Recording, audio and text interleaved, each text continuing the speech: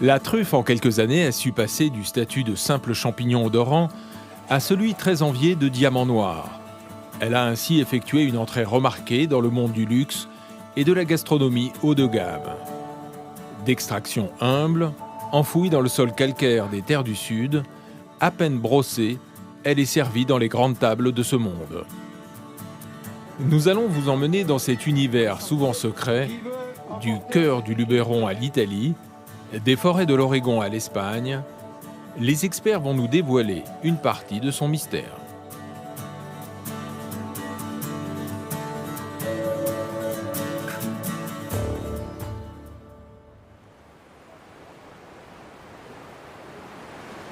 Nous sommes mi-janvier à Richerange dans le Vaucluse.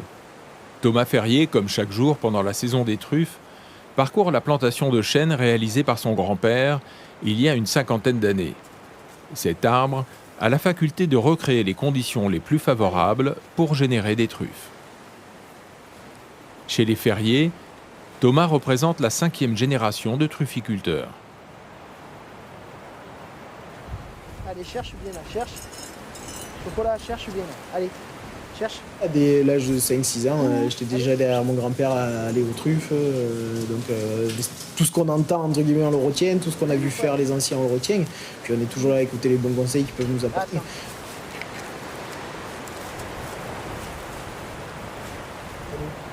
Ça. Chocolat, son chien, a été élevé et dressé pour dénicher des truffes. Sa présence est indispensable. Tiens, elle est là. La mange pas. Dès que le chien commence à marquer une truffe, donc c'est-à-dire à la gratter, il faut l'arrêter pour éviter qu'elle marque tout simplement la truffe avec ses griffes.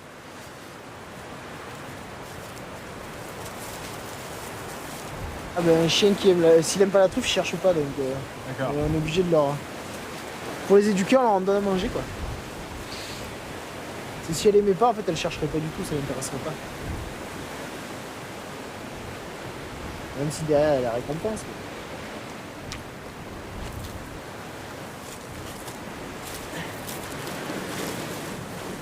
Allez, allez, cherche. Parmi ces quelques 450 arbres, il récolte surtout la Tuber melanosporum, la truffe noire la plus prestigieuse. Donc ça c'est un fougé, donc il y a une partie qui va nous servir à ameublir un petit peu la terre, donc la partie pointue qu'on va planter d'abord. Parce que moi je truffe avec les mains nues parce que ça nous permet de tâter la terre et de voir exactement où est la truffe. Voilà, allez, cherche.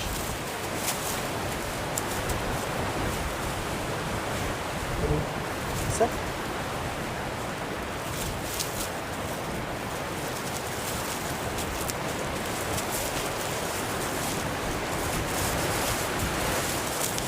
Et quand elle est petite comme ça vaut pas le coup de la réenterrer, ça sert à rien. Ah mais la taille est définitive. Là. Elle est définitive. Ah ouais, la taille est définitive.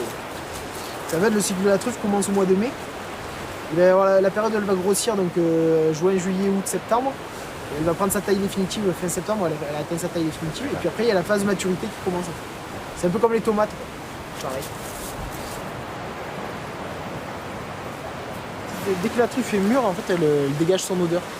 Avant ça, en fait, elle sent pas, donc le chien passe et il la sent pas. Allez, cherche quoi.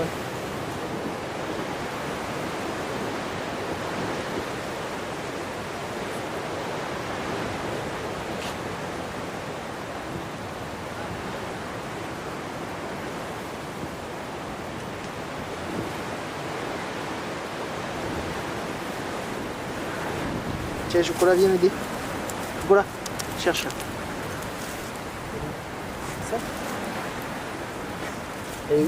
On peut avoir des arbres qui vont s'adapter à la truffe et d'autres non.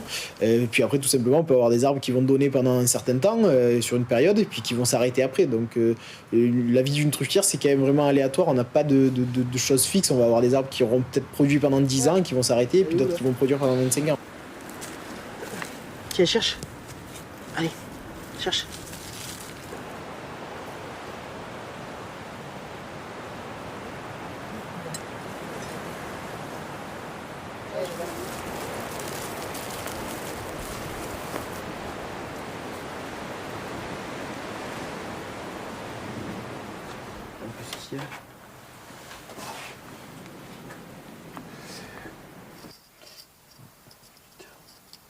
Il y en a qui veulent qu'elle reste vraiment en pleine de terre. D'accord, pour quelle raison? Parce que pour la conservation, il y en a qui préfèrent. C'est mieux quand il y a encore un petit peu de terre. Ouais. D'accord. Ouais.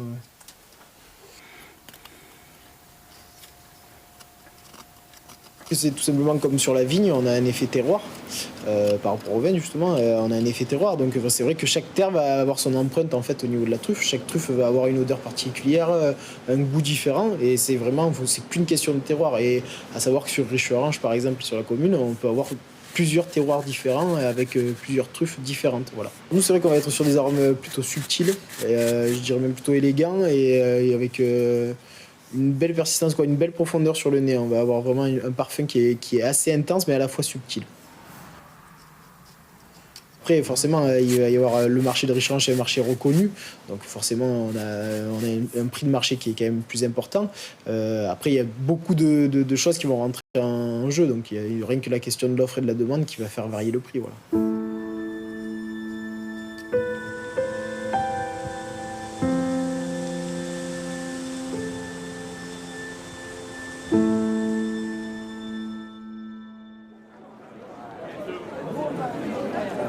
Comme pour chaque samedi de janvier, le centre de Richerange est parfumé d'odeurs magiques. C'est le marché de la truffe, où chasseurs, cultivateurs viennent proposer aux grossistes et aux marchands leurs produits. On négocie à l'arrière de la voiture en étant le plus discret possible.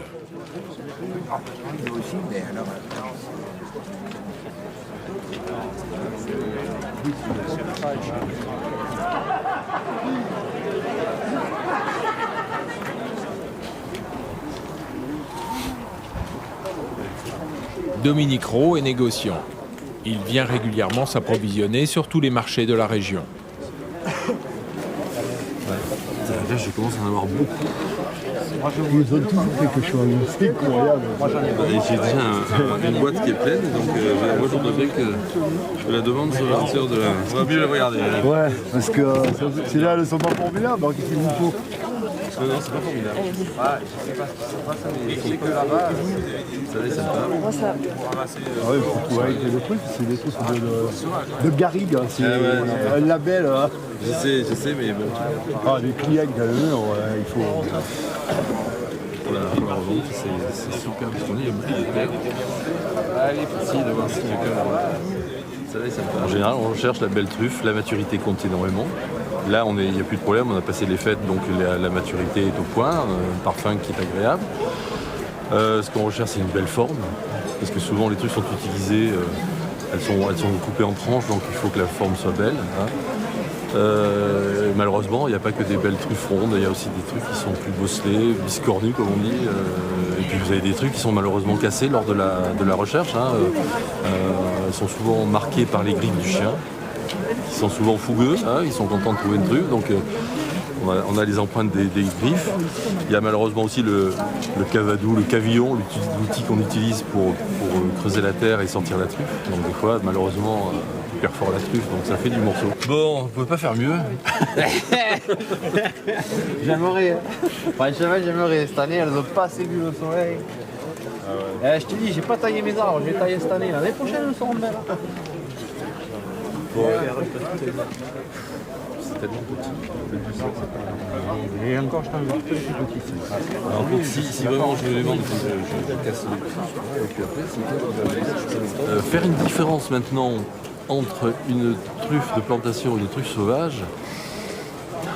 Les gens qui les trouvent dans les sauvages disent la mienne est plus parfumée que celle du voisin. C'est difficile.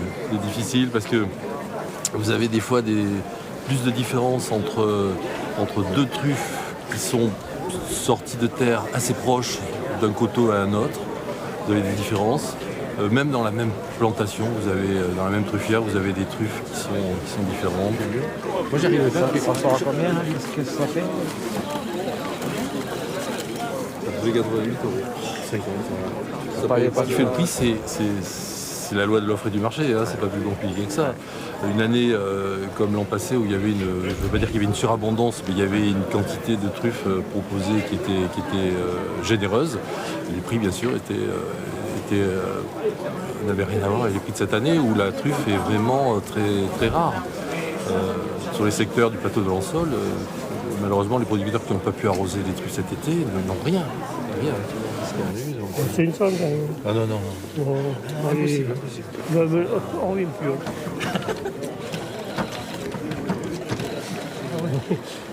La calibreuse n'a pas joué. Hein. Ouais, non, mais bon, c'est difficile. Allez, on va les verser, mais moi, je ne pourrais pas aller plus loin que ça. Hein. Si vous pensez faire mieux ailleurs, je vous laisse... On les pèse? Allez.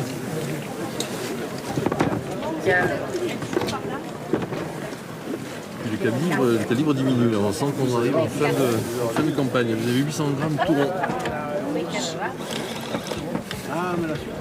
Vous avez 10 grammes de plus, vous, non?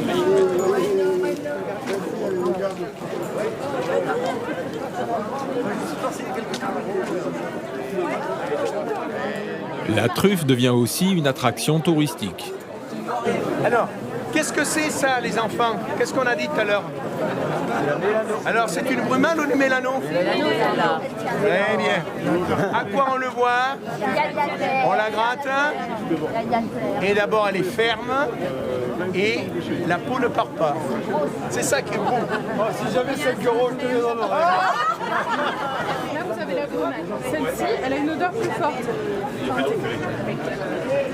C'est celle qu'on utilise pour les longues cuissons à l'époque. Vous n'avez jamais goûté.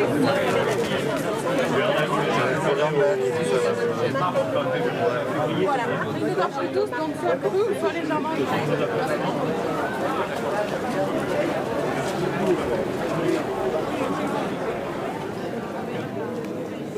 Chaque troisième dimanche de janvier a lieu à Richeranche une messe bien particulière, la messe des truffes, destinée à rendre hommage à saint Antoine, le grand patron des trufficulteurs, et à vénérer le diamant noir.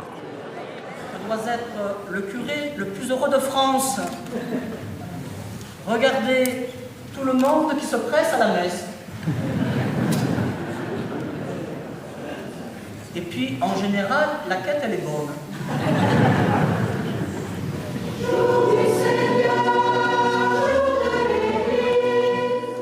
Autre particularité, l'homélie est en provençal.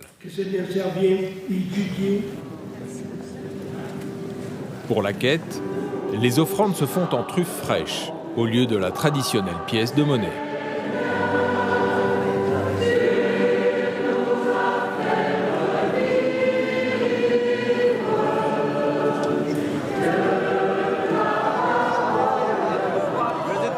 La confrérie du Diamant Noir va ensuite amener le produit de la quête sur la place de la mairie, où elles seront vendues aux enchères au profit des bonnes œuvres. Qui veut emporter cette truffe? 165, vous grattez les cheveux ou vous levez le doigt, madame? 165. On est à 165, 170, 170, 175, 175, 180, 180, 185. J'ai dit qu'elle partirait à 200. 200 une fois. 200 deux fois. 200 trois fois. Vous pouvez l'applaudir. C'est gagné. Merci pour cet Antoine. Applaudissez-le. La troisième fait 75 grammes. Nous partons maintenant pour Sarlat, dans le sud-ouest, chez Philippe Blanc, qui est éleveur de moutons et trufficulteur. Voilà. Elle est où? Mon métier, c'est trufficulteur, mais ce que je fais ici, c'est en plus de mon activité professionnelle. Sur ce coteau, à l'état sauvage, il y a toujours eu des truffes. Donc c'est ce qui m'a poussé à partir de 1996 de planter une quinzaine de pieds. Donc ce qui me permet d'avoir des truffes ici à l'état sauvage et bien sûr par des plantations.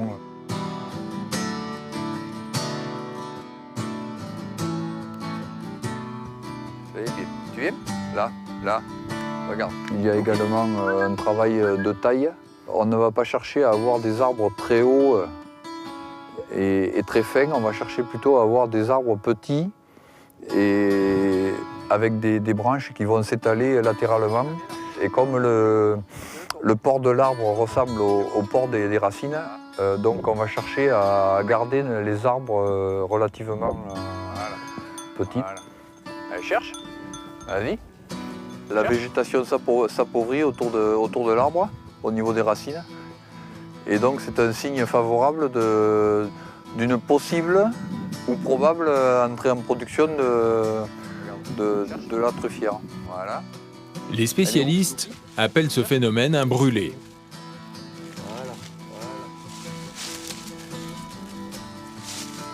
Voilà, c'est bien mon grand. Voilà, voilà. C'est bien. Toutes les plantations ici sont en tuber mélanosporum, mais sous les bois, j'ai de la truffe d'été, de la truffe incinatum, de la tuber brumale.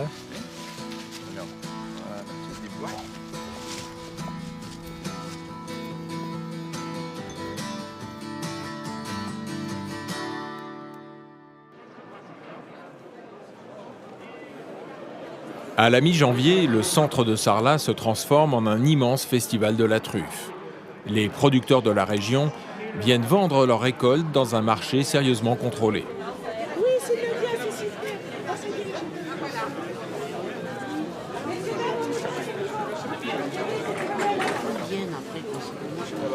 J'essaie toujours d'être un peu gentil, mais moi ici, dans ma prière,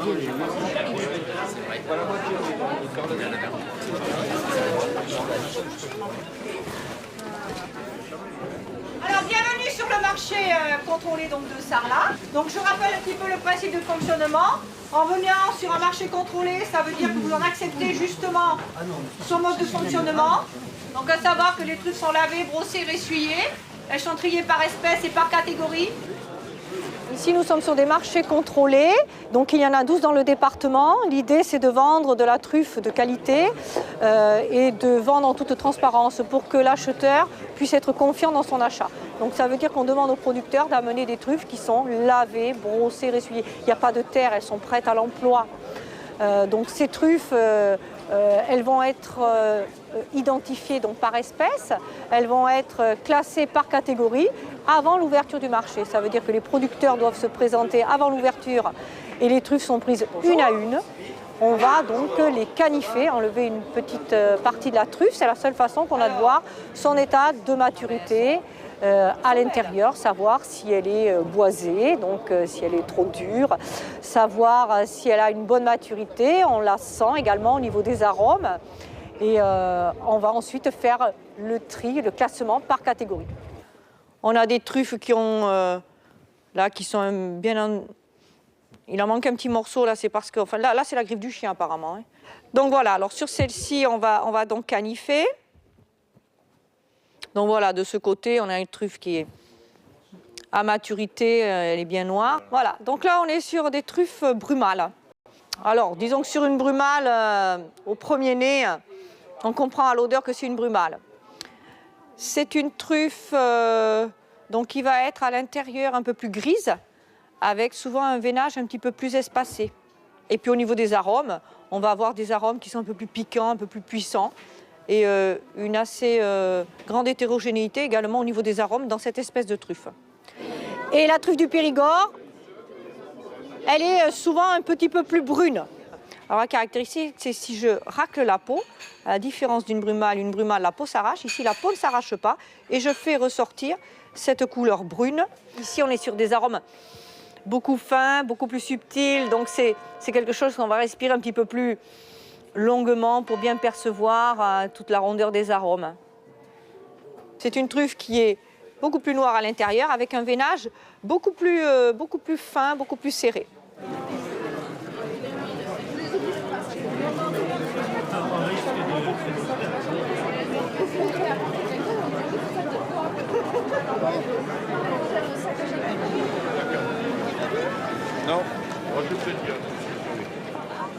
Dans le Périgord, on ne manque pas de créativité pour déguster la truffe. Vincent Arnoux est chef étoilé à Trémola. La sauce truffe, Mathieu.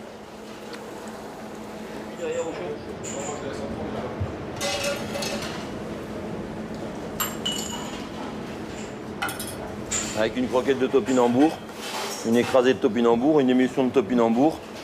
Et à l'intérieur, c'est gavé de truffe. T'as la sauce. Et ça, c'est servi en salle avec un petit beurre de truffe et des mouillettes de pain croustillant. Voilà. Ouais. Nous sommes fin février dans le Luberon, dans le village de Gordes. Tout autour, dans les vallons, c'est une terre de truffes. Robert Florent en connaît chaque recoin. Allez bébé. À l'échelon des monts du Vaucluse, eh bien, le renouvellement est excellent. Il est à peu près pareil. Moi, ça fait plus de 40 ans que je prends les lots de forêt. Vous voyez, celui qui est en face de moi là. Et depuis 40 ans, il y en a qui s'en vont, il y en a qui arrivent, mais le potentiel truffe se maintient bien.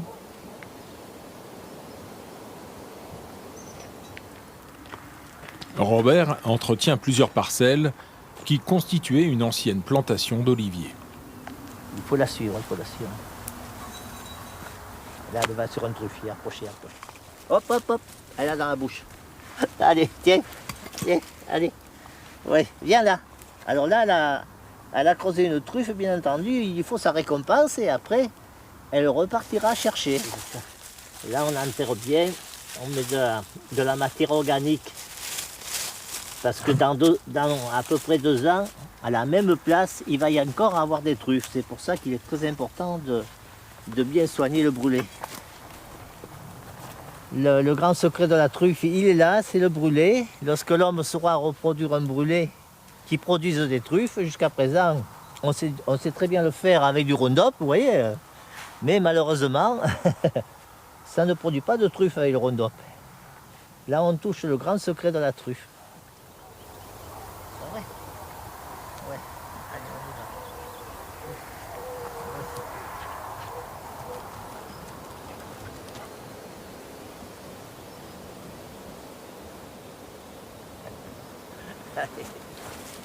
Oups, caché.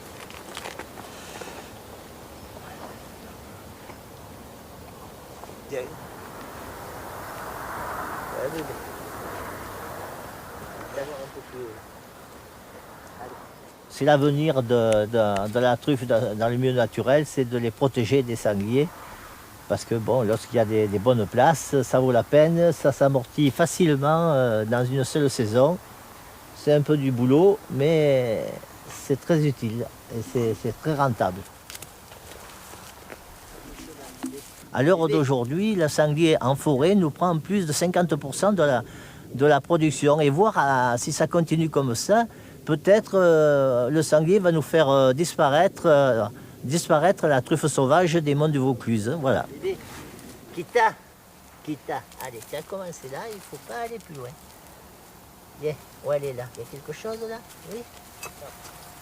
Là voilà. Ouais, tu voudrais me la croquer, mais non.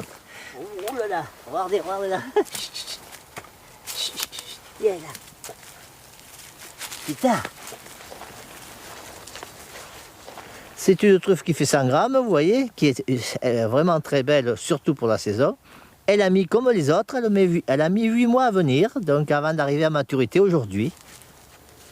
C'est formidable.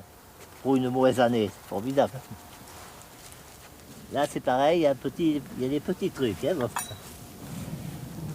Je fais 1 kilo sur cette place-là. Si j'en protège 10 comme ça, j'aurai 10 kilos de truffes. 10 kilos de truffes, ça vaut la peine d'un peu travailler, quoi. Voilà. Tiens, bébé. Là, avec des trucs comme ça, on a vite du poids. On est en production naturelle, donc que la truffe soit petite ou qu'elle soit grande, elle a des arômes extraordinaires, très puissants. C'est les meilleurs arômes qu'on peut trouver dans la truffe. Voilà. Donc aujourd'hui, on peut voir, il y a que voir la musette là, ça dégage un arôme fantastique. Pourquoi les arômes sont plus puissants? En fait, c'est tout simplement parce que la truffe, dans son milieu naturel, eh bien, elle lutte pour arriver, elle lutte contre tous les prédateurs, la sécheresse, le trop d'eau. Allez, bébé.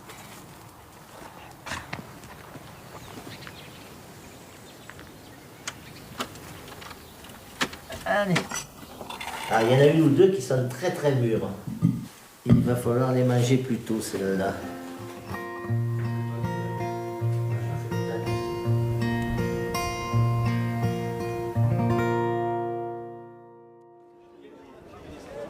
Édouard Loubet est un chef doublement étoilé installé en plein cœur du Luberon, à Beaunieu, au domaine de Cap-Longue. C'est un grand passionné de truffes. La truffe ne se reconnaît pas forcément à l'odeur. À l'odeur, si, on sait qu'elle est mûre, très mûre, pas mûre. Donc ça, c'est des critères de qualité de la truffe. Maintenant, si on veut vraiment savoir à peu près d'où elle vient, quand on fait le tour des marchés du département, on se rend compte que des gros grains plus globuleux, c'est plus autour de Gordes, de San Pantaleon, en remontant un petit peu vers Sceaux, avec des terres un peu plus rouges et opaques. Dès qu'on est dans des terres blanches crayeuses, on est plus dans le pourtour de Valence, de Richeranche. Et donc moi, à force de parcourir les marchés et de les voir, à l'aspect de la truffe et à la terre qui l'accompagne, oui, je sais reconnaître plus ou moins si c'est ça, sud, nord Luberon ou Luberon.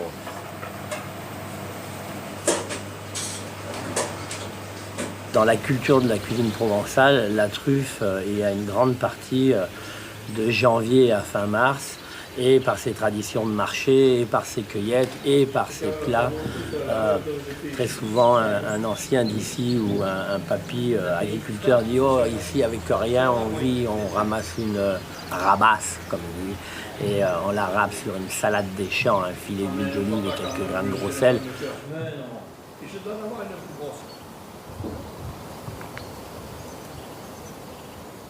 On va déguster des produits issus de la même terre, argilo-calcaire, avec un œuf brouillé aux asperges et aux truffes, des asperges juste à l'huile d'olive et un bon croûteau de pain.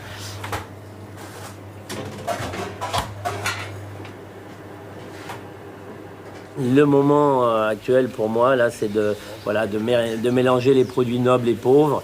Et je trouve que ces mariages sont fabuleux et m'encourage à rester dans la localité.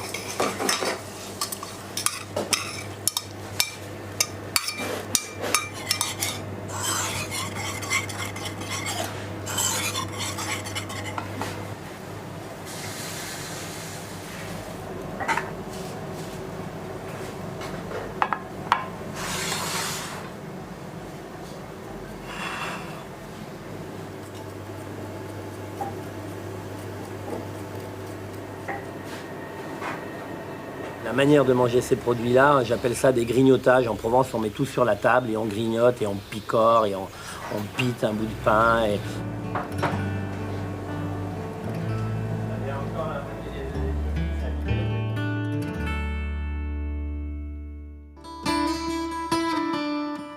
Nous partons pour l'Ouest américain, en Oregon, une région connue pour ses grands vins et qui découvre qu'elle possède aussi des truffes, tout autour de ses grandes forêts.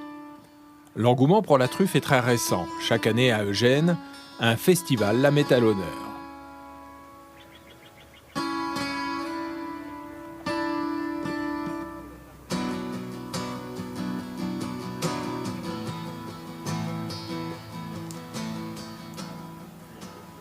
Au programme aujourd'hui, la découverte de la truffe blanche que l'on trouve dans ces sous-bois. Comme toujours, les Américains sont suréquipés dans la tenue et les outils. Sans oublier le Lagotto Romagnolo, le chien d'origine italienne, chercheur de truffes. Okay, that's what Charlie was talking about. That's that one that... See those two right there? Mm-hmm. Yeah. Non, celle-ci n'a pas de valeur culinaire, je vais vous montrer. Voilà une truffe blanche d'Oregon. Vous voyez la différence comme elle est blanche? Right there. Moss, come here.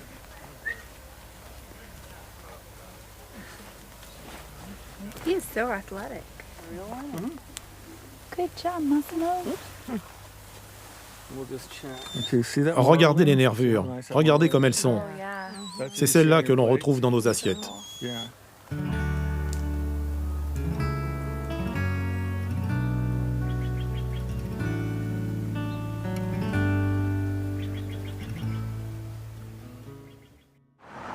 Dans le centre-ville de Gênes, situé au cœur de l'État de l'Oregon, la truffe est quasi inconnue du grand public.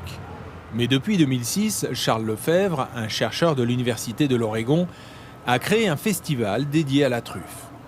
Scientifiques, cultivateurs se succèdent pour des exposés très sérieux et documentés sur les mystères de la naissance d'une truffe. Dans le public, des amateurs éclairés mais aussi des passionnés, prêts à investir dans des plantations de chênes ou de noisetiers qui, lorsqu'ils sont inoculés, peuvent produire des truffes.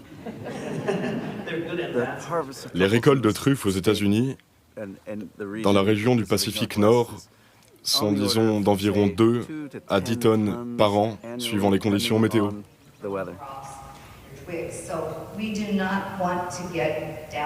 Christine Fischer est une des spécialistes les plus pointues dans le domaine. Formée à l'Université d'Oregon, elle est installée aujourd'hui en Espagne en tant qu'experte de la Tuber melanosporum, où elle travaille notamment sur les plantations. Cette truffe possède des arômes différents comparés à la célèbre truffe noire d'Europe. La truffe blanche d'Oregon a une dominante assez prononcée qui tire vers l'ail. Et je pense que la truffe noire européenne dégage des arômes de terre plus subtils.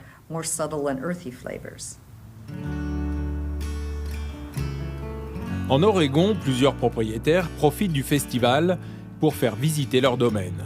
À Corvallis, Pat Long a planté 500 arbres sur 1 hectare, essentiellement des noisetiers qui ont été inoculés au préalable.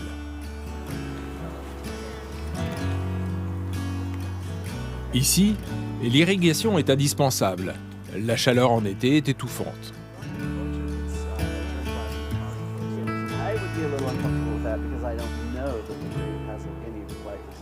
Nous avons un été long et très sec. Je pense que c'est ce qui cause du tort aux plantations de truffes, parce que cela abîme les arbres. On ne peut pas dire que Pat Long en récolte des tonnes, loin de là, mais il s'accroche. Ici, j'espère faire entre 13 et 18 kilos par an. C'est ça mon idée. Ok, mais jusqu'à présent. Alors disons que l'on a sorti 20 truffes cette année et 20 l'an passé, ce qui fait environ 1 kilo par an. Un petit peu plus haut en altitude, un biologiste australien s'est aussi passionné pour ce type de plantation. En 2009, il a planté 700 arbres. Il espère les voir produire d'ici 2 ans. Après une période de maturation de 8 ans, nous venons d'avoir notre première truffe le 1er janvier dernier. On a fêté notre première truffe.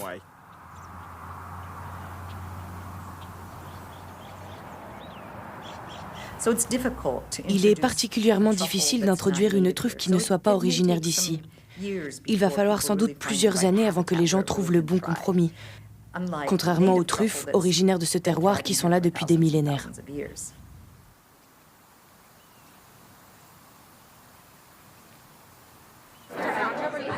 À Eugène, dans le marché aux truffes du festival, la taille et l'apparence de plusieurs truffes laissent à penser que certaines ont fait le voyage d'Europe.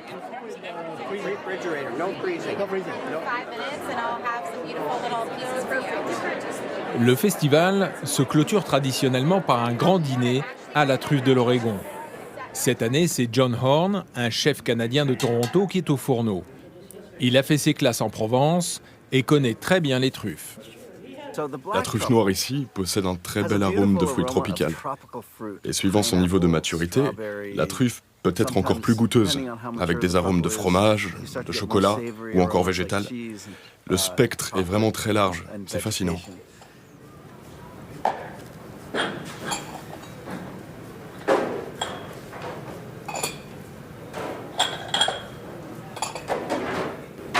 Cela fait des années que je cherchais des truffes au Canada. Et là, juste de l'autre côté de la frontière en Oregon, c'est incroyable de voir une telle abondance. Et il y a encore 2 ou 3 ans, j'ignorais qu'il y avait des truffes aux États-Unis. C'est incroyable que l'on puisse en trouver autant. J'utilise de la truffe noire. Une fois qu'on l'a ramassée, elle dévoile un arôme très floral, qui est un peu leur caractéristique. Ce qui va très bien avec mon parfait de foie gras.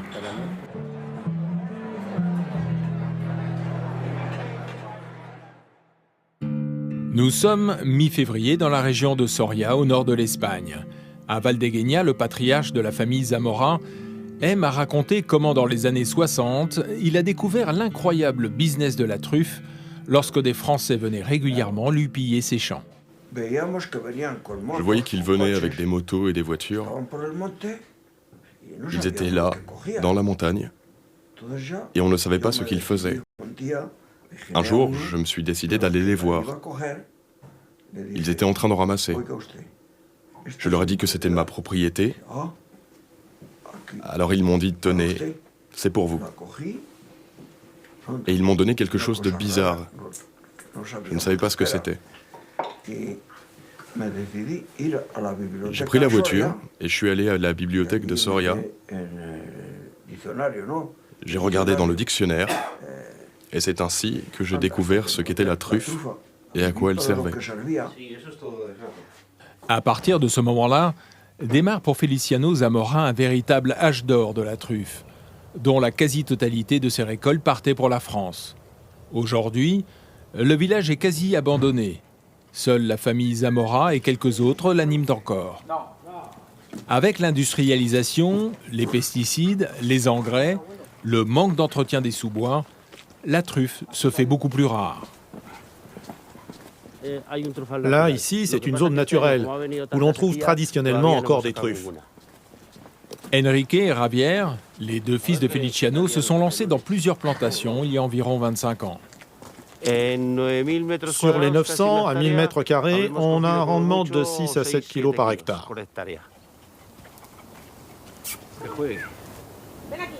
Les enfants d'Enrique se sont eux aussi pris au jeu.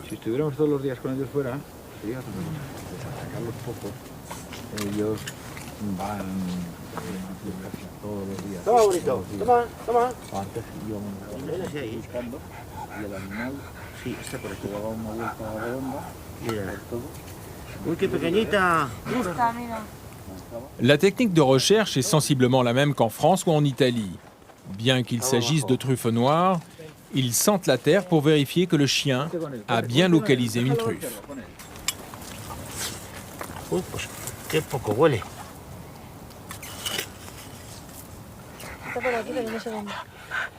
Sí. Ah oui, il y en a une petite ici.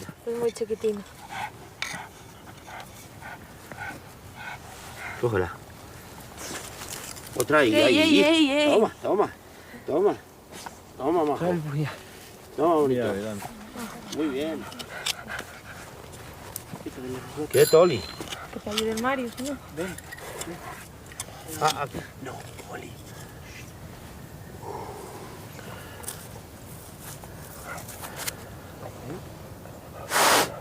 Qué bien huele. Les truffes sont bien rondes, car dans ce champ, il y a très peu de pierres, et elles poussent donc sans obstacle. Les rendements ne sont pas exceptionnels. Ils arrivent les bonnes années à récolter 8 kilos par hectare, alors que la part des truffes sauvages n'est plus que de 2 kilos. On est très loin des récoltes des plantations industrielles géantes situées au nord de Valence, qui font plusieurs centaines d'hectares et qui, soit dit en passant, arrosent le marché français sans que personne n'y trouve à redire. Car la truffe ne supporte pas les produits chimiques, engrais ou pesticides, elle reste un produit naturel. Ils ont fait un gros effort en reboisant avec des chênes qui avaient été inoculés avec de la truffe noire. Ces efforts combinés avec un sol très propice pour la truffe noire ont fait que les résultats sur 20 ans sont excellents, aussi bien en qualité qu'en volume. Pour la famille Zamora, la truffe n'est plus une activité majeure. Elle reste une passion qui apporte des revenus complémentaires.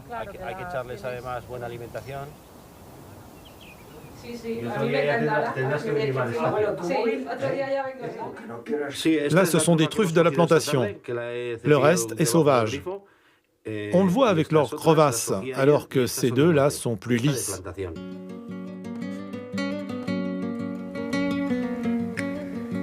À Berlanga de Duero, comme dans toute la région de Soria, la truffe est désormais une attraction touristique et gastronomique. À la Casa Vallecas, le chef Carlos de Pablo a été un des premiers à mettre en valeur avec talent la truffe espagnole. En dehors des zones où l'on trouve des truffes, très peu de restaurants proposent de la truffe en Espagne. Antonio Garcia Hernandez est venu proposer au chef quelques belles truffes.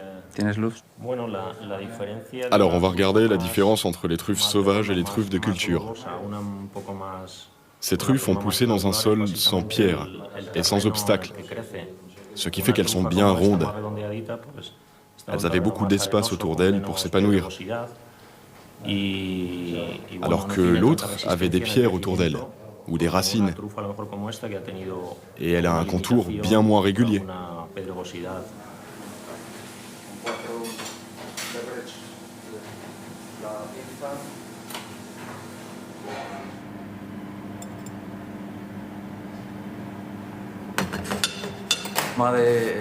On ne peut pas comparer l'arôme de la truffe avec autre chose. Ça reste quelque chose de très spécial, d'unique. Les recettes du chef peuvent surprendre, alors que nous sommes en zone montagneuse.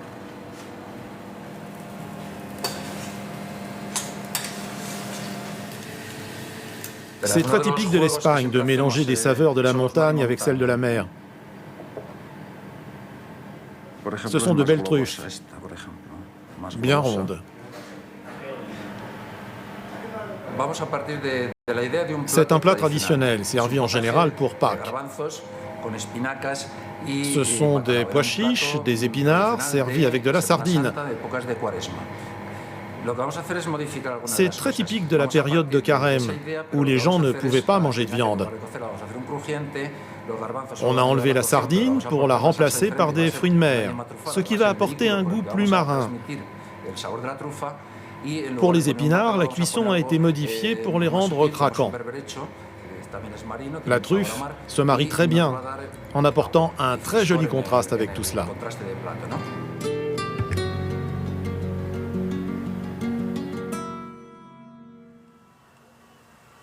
Nous partons maintenant pour l'Italie.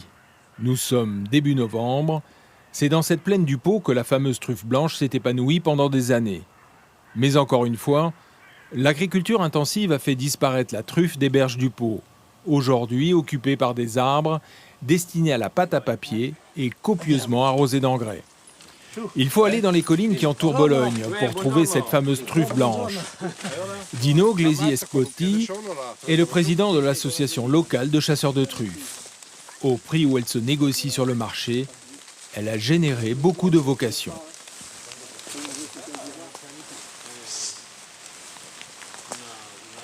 Les sous-bois sont entretenus par les quelques 27 membres de son association, indispensables pour conserver de l'espace. La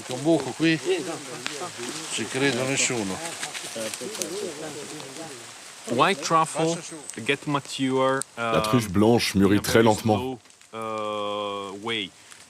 Donc il peut y avoir 20 personnes qui passent au même endroit et la 21e va trouver la truffe.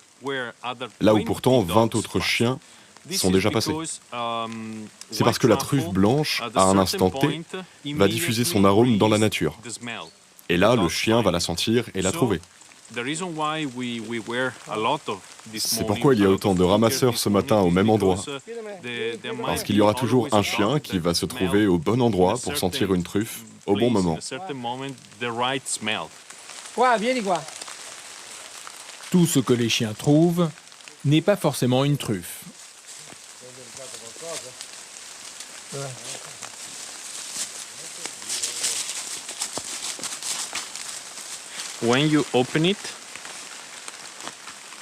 Quand on l'ouvre, on peut observer qu'elle est noire à l'intérieur. L'odeur, bon, ça se rapproche de l'ail. Et elle a un intérêt très limité sur le plan du goût. Qua. Qua, vieni qua. Vieni qua. Non paura magari che maturassimo dei diritti.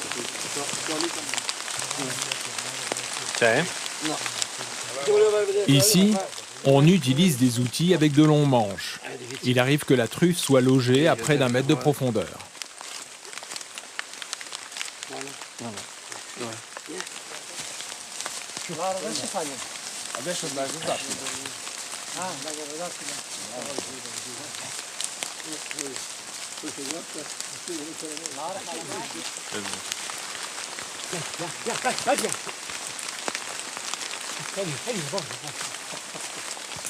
Alors, c'en est une?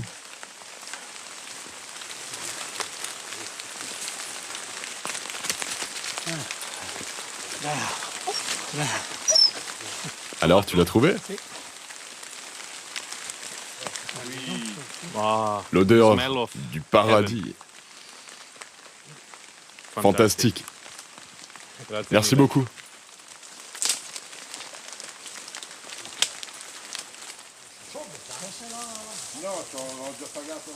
Tous les chasseurs apportent leur récolte à une petite usine qui s'engage à acheter leur production, si elle rentre dans leurs critères de qualité. Elles seront soit revendues à des restaurants ou transformées en différents produits gourmands. Cela va de l'huile aromatisée à des sauces pour des pâtes ou encore du miel aromatisé aux truffes.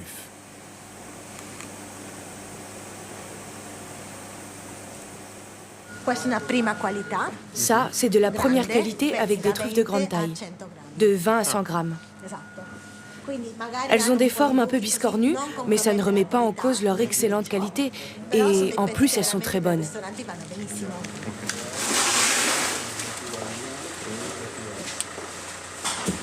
Ça, c'est de la qualité extra.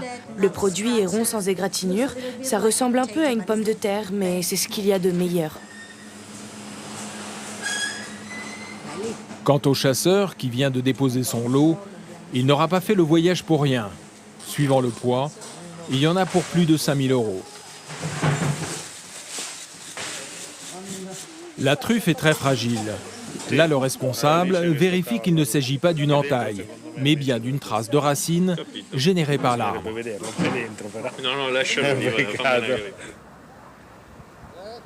À proximité de Bologne, Dino tient à montrer la manière dont ils ont géré ce bord de route, situé sur le long d'une rivière, et recréant ainsi le contexte qui existait sur les berges du Pô.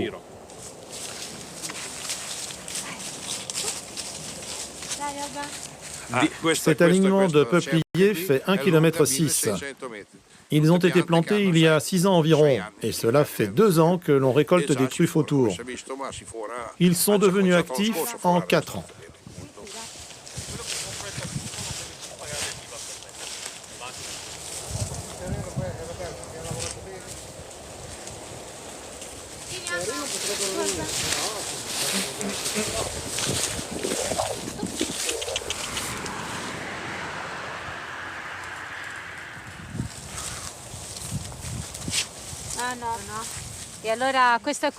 Voilà une petite truffe, mais bon, je pense qu'elle n'est pas comestible, celle-ci.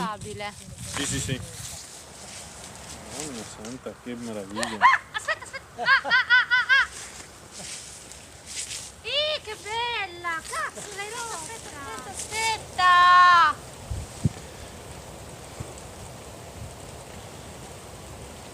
È rotta! La jeune femme vient de faire une bêtise. La pointe de son outil. Elle n'a pas fait le tour de la truffe. Elle est rentrée dedans, comme ça. Elle l'a cassé en 2 morceaux. Bon, elle n'a pas beaucoup d'expérience. Oui, t'aurais dû faire le tour, comme ça. Et pas y aller en direct. Oui, j'ai bien vu, je ne suis pas une professionnelle.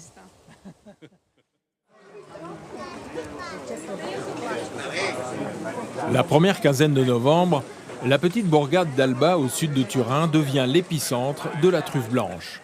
Elle est déclinée sous toutes ses formes dans un grand marché en plein air. Experts et amateurs éclairés se retrouvent dans ce marché couvert où les producteurs locaux négocient leurs plus belles pièces.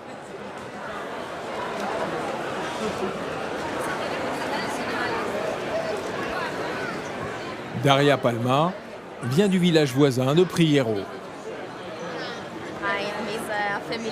C'est un business familial. Avec mon grand-père et mon petit frère, nous chassons des truffes.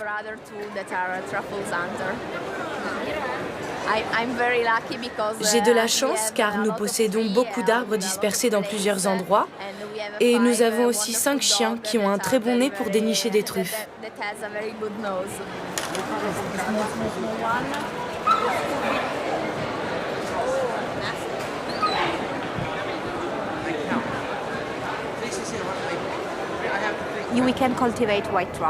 On ne peut pas cultiver la truffe blanche.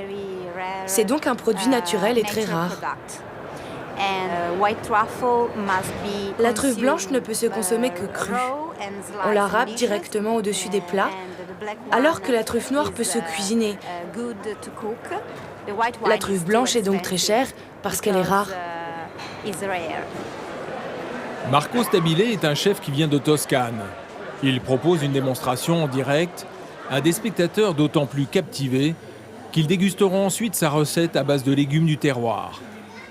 Moyennant un supplément conséquent, les convives peuvent demander à ce que l'on râpe de la truffe blanche au-dessus de l'assiette, qu'il faudra déguster sur le champ afin de capter ses arômes envoûtants et ses parfums si mystérieux. C'est avec cette gourmandise d'exception que nous achevons ce voyage dans le monde des maîtres de la truffe, qui est loin d'avoir dévoilé tous ses secrets.